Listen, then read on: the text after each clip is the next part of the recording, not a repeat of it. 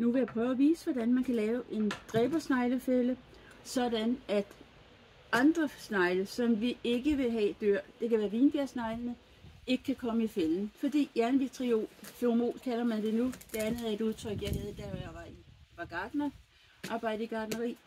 Er egentlig noget, man også kan bruge i økologisk landbrug. Det tiltrækker alle snegle, men vi vil jo gerne have det kun af dræbersneglene.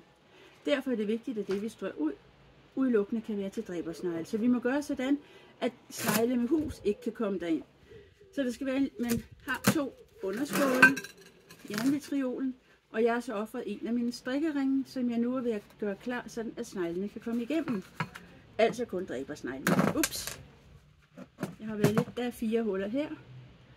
Vi lægger afstanden ned. Her kan I se noget af jernvitriolen. Det er bare sådan noget granulat her.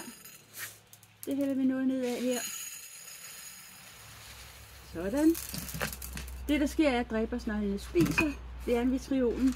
De får kvalme, har ikke lyst til at spise mere og går ned i deres huller i jorden og dør der og bliver ligesom godt hen og bliver til jord igen. Skulle katte, pindsvin og alt muligt andet få fat i en dræbersnegl, der har taget jernvitriol, så sker der ikke noget. Det er ikke farligt for dem.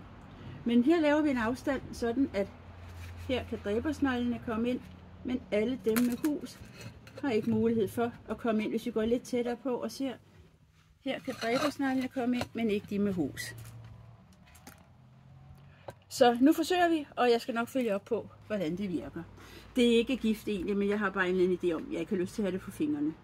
Held og lykke med dræbersneglefælderne.